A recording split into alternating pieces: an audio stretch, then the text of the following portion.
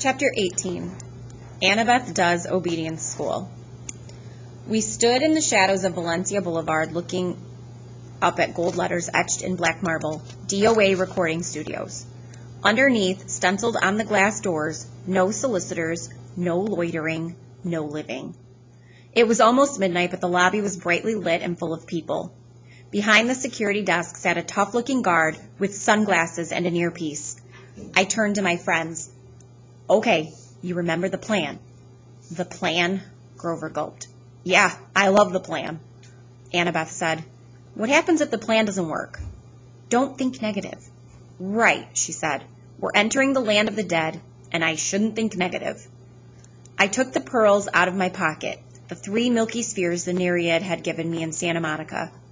They didn't seem like much of a backup in case something went wrong. Annabeth put her hand on my shoulder. "I'm sorry, Percy. You're right. We'll make it. It'll be fine." She gave Grover a nudge.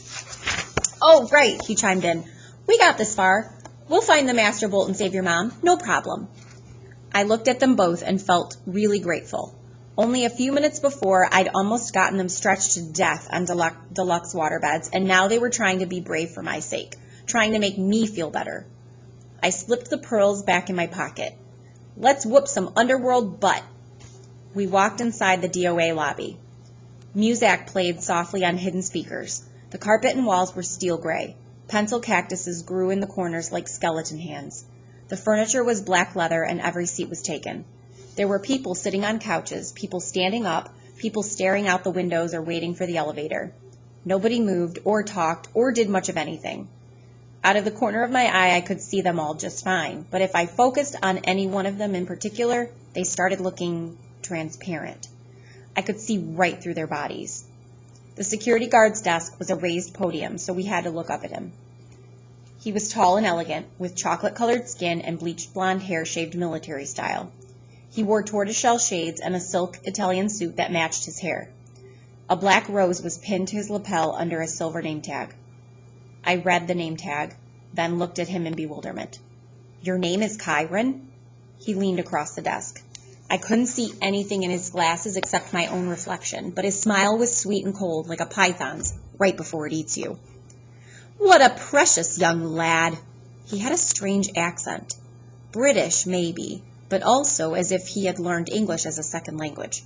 "Tell me, mate, do I look like a centaur?" No. "Sir," he added smoothly. "Sir," I said.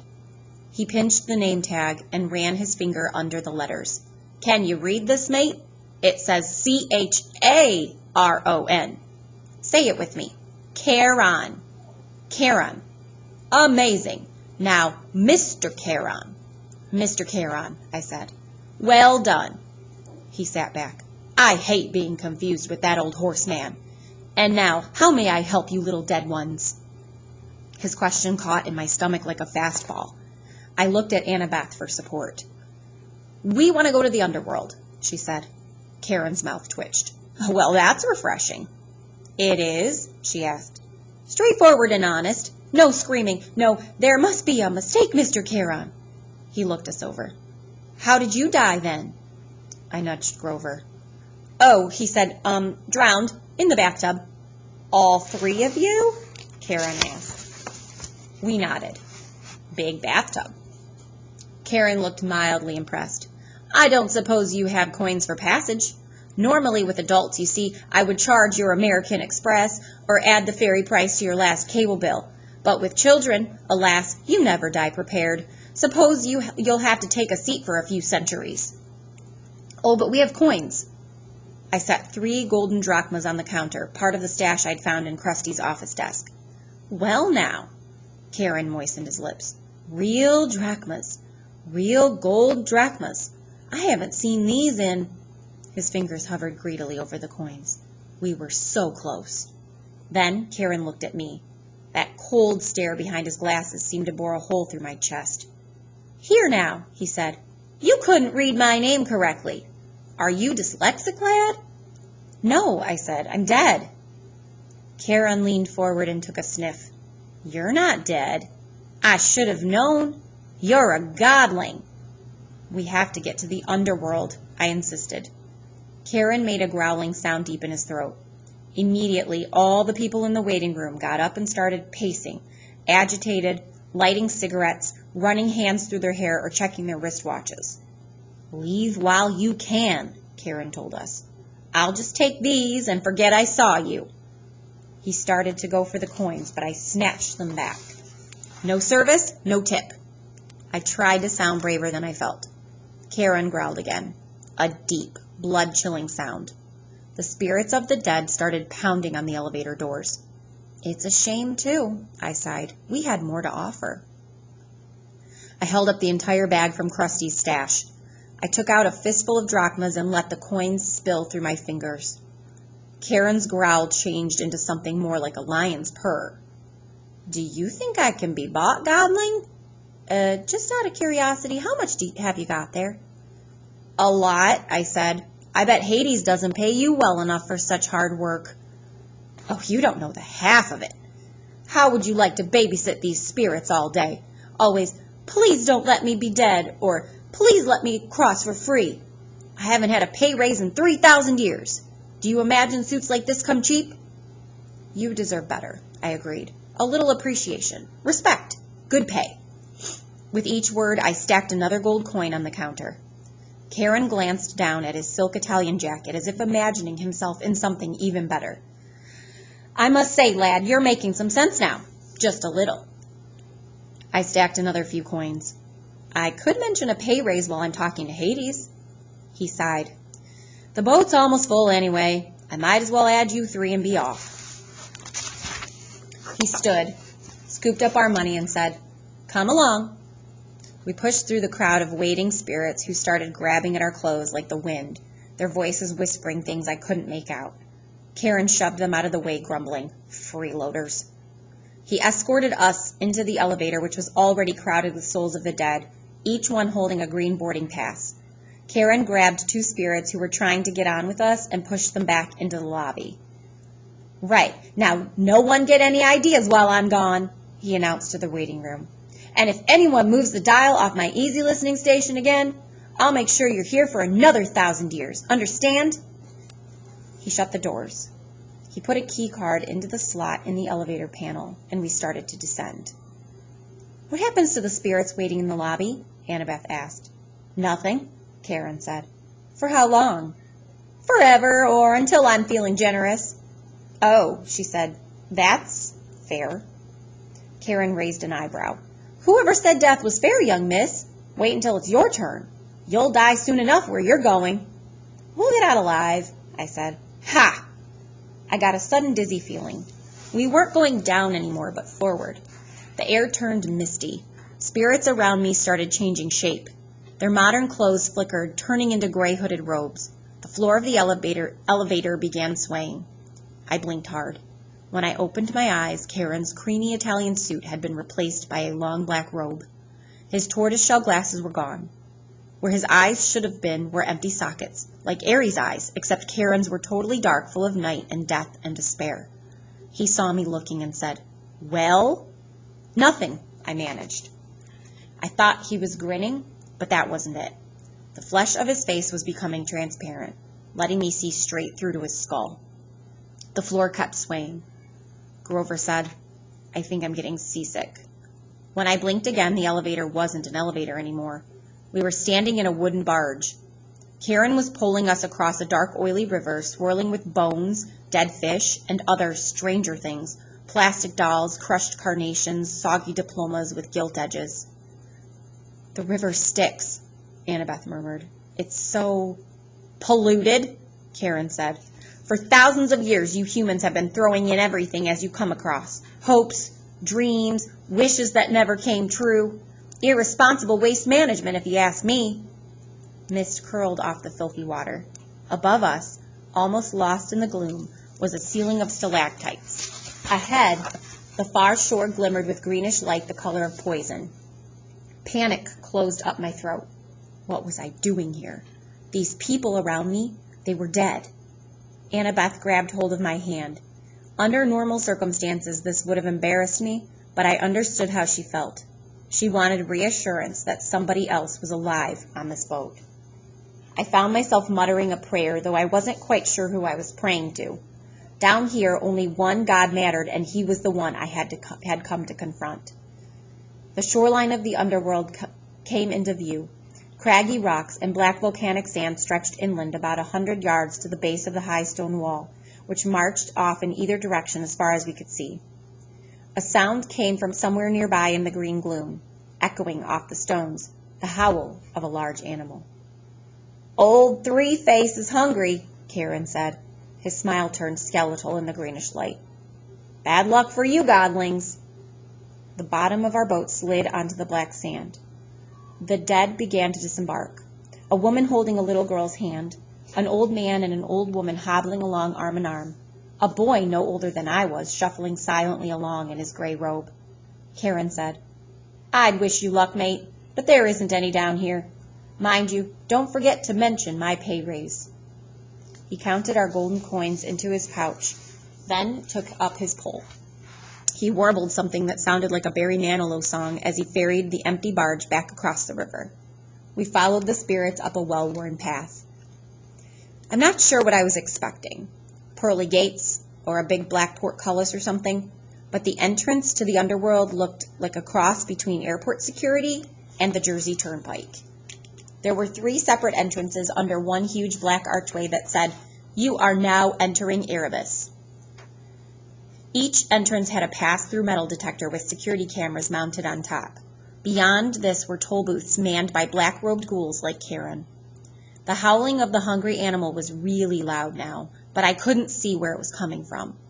The 3-headed dog, Cerberus, who was supposed to guard Hades' door, was nowhere to be seen.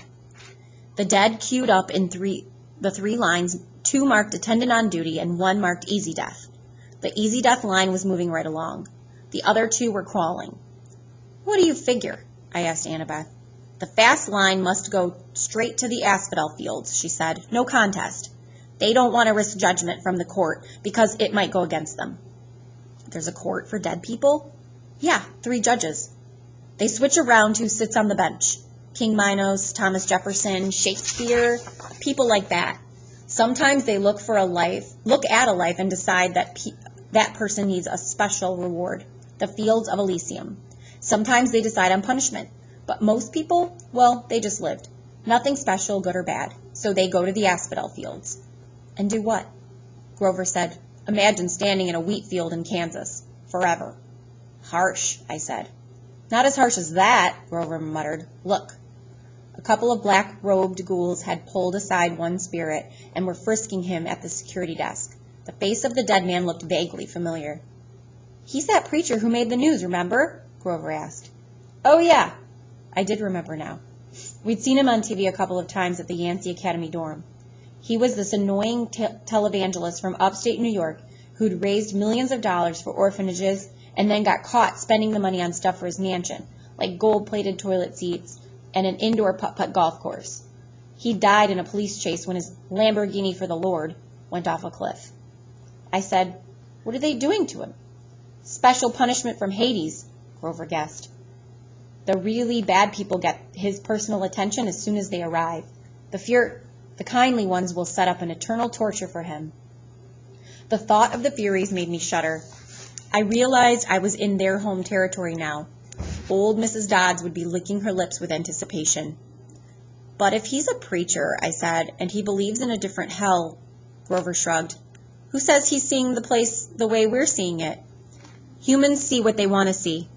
You're very stubborn, or persistent, that way." We got closer to the gates. The howling was so loud now it shook the ground at my feet, but I still couldn't figure out where it was coming from.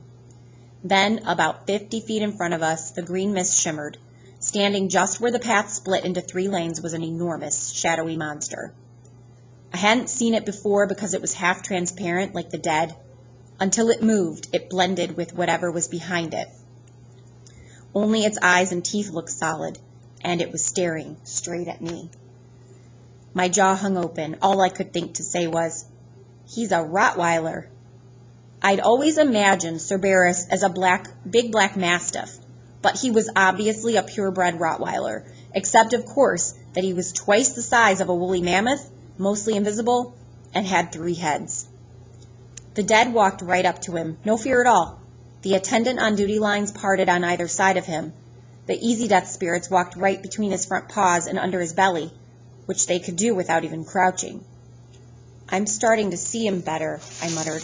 "Why is that?" "I think," Annabeth moistened her lips, "I'm afraid it's because we're getting closer to being dead." The dog's middle head craned toward us. It sniffed the air and growled. "It can smell the living," I said. "But that's okay," Grover said, trembling next to me, "because we have a plan." "Right," Annabeth said. I'd never heard her voice sound quite so small. "A plan." We moved toward the monster. The middle head snarled at us, then barked so loud my eyeballs rattled. "Can you understand it?" I asked Grover. "Oh, yeah," he said. "I can understand it." "What's it saying?" "I don't think humans have a 4-letter word that translates exactly." I took the big stick out of my backpack, a bedpost I'd broken off Krusty's Safari Deluxe floor model. I held it up and tried to channel happy dog thoughts towards Cerberus. Alpo commercials, cute little puppies, fire hydrants. I tried to smile like I wasn't about to die. "Hey, big fella," I called up. "I bet they don't play with you much." "Growl." "Good boy," I said weakly. I waved the stick. The dog's middle head followed the movement. The other 2 heads trained their eyes on me, completely ignoring the spirits. I had Cerberus's undivided attention. I wasn't sure that was a good thing. "Fetch!" I threw the stick into the gloom, a good solid throw. I heard it go kersploosh in the river Styx. Cerberus glared at me unimpressed.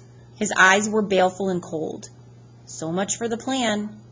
Cerberus was now making a new kind of growl, deeper down in his 3 throats. Grover," said Percy. "Percy?" "Yeah." "I just thought you'd want to know." "Yeah." "Cerberus, he's saying we've got 10 seconds to pray to the god of our choice. After that, well, he's hungry." "Wait," Annabeth said. She started rifling through her pack. Uh-oh, I thought. 5 seconds, Grover said. "Do we run now?" Annabeth produced a red rubber ball the size of a grapefruit. It was labeled Waterland, Denver, Colorado. Before I could stop her, she raised the ball and marched straight up to Cerberus. She shouted, "See the ball? You want the ball, Cerberus? Sit!" Cerberus looked as stunned as we were. All 3 of his heads cocked sideways, 6 nostrils dilated. "Sit!" Annabeth called again. I was sure that at any moment she would become the world's largest milk-bone dog biscuit, but instead, Cerberus licked his 3 sets of lips, shifted on his haunches, and sat, immediately crushing a dozen spirits who'd been passing underneath him in the Easy Death line. The spirits made muffled hisses as they dissipated, like the air let out of tires. Annabeth said, "Good boy!" She threw Cerberus the ball. He caught it in his middle mouth. It was barely big enough for him to chew, and the other heads started snapping at the middle, trying to get the new toy. "Drop it," Annabeth ordered. Cerberus's head stopped fighting and looked at her. The ball was wedged between 2 of his teeth like a tiny piece of gum. He made a loud, scary whimper, then dropped the ball, now slimy and bitten nearly in half, at Annabeth's feet. "Good boy." She picked up the ball, ignoring the monster spit all over it. She turned toward us. "Go now. Easy Death line. It's faster." I said, "But now," she ordered in the same tone she was using on the dog. Grover and I inched forward warily. Cerberus started to growl. "Stay," Annabeth ordered the monster. "If you want the ball, stay." Cerberus whimpered, but he stayed where he was. "What about you?" I asked Annabeth as we passed her. "I know what I'm doing, Percy," she muttered. "At least, I'm pretty sure." Grover and I walked between the monster's legs. "Please, Annabeth," I prayed, "don't tell him to sit again." We made it through. Cerberus wasn't any less scary looking from the back. Annabeth said, "Good dog." She held up the tattered red ball and probably came to the same conclusion I did. If she rewarded Cerberus, there'd be nothing left for another trick. She threw the ball anyway. The monster's left mouth immediately snatched it up, only to be attacked by the middle head, while the right head moaned in protest. While the monster was distracted, Annabeth walked briskly under its belly and joined us at the metal detector. "How did you do that?" I asked her, amazed. "Obedience school," she said breathlessly, and I was surprised to see there were tears in her eyes. "When I was little at my dad's house, we had a Doberman." "Never mind that," Grover said, tugging at my shirt. "Come on." We were about to bolt through the easy death line when Cerberus moaned pitifully from all three mouths. Annabeth stopped.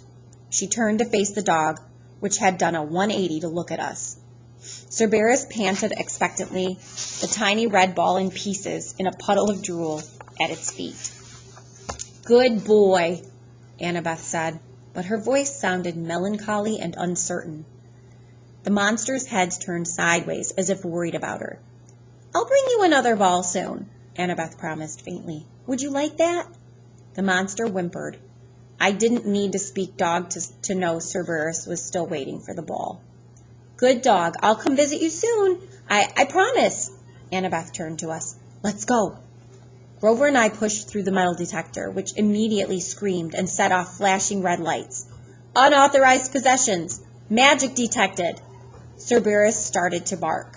We burst through the easy death gate, which started even more alarms blaring, and raced into the underworld. A few minutes later, we were hiding, out of breath, in the rotten trunk of an immense black tree as security ghouls scuttled past, yelling for backup from the Furies. Grover muttered, "Well, Percy, what have we learned today? That three-headed dogs prefer red rubber balls over sticks?" "No," Grover told me. "We've learned that your plans really, really bite." I wasn't sure about that. I thought maybe Annabeth and I had both had the right idea. Even here in the underworld, everybody, even monsters, needed a little attention once in a while. I thought about that as we waited for the ghouls to pass. I pretended not to see Annabeth wipe a tear from her cheek as she listened to the mournful keening of Cerberus in the distance, longing for his new friend.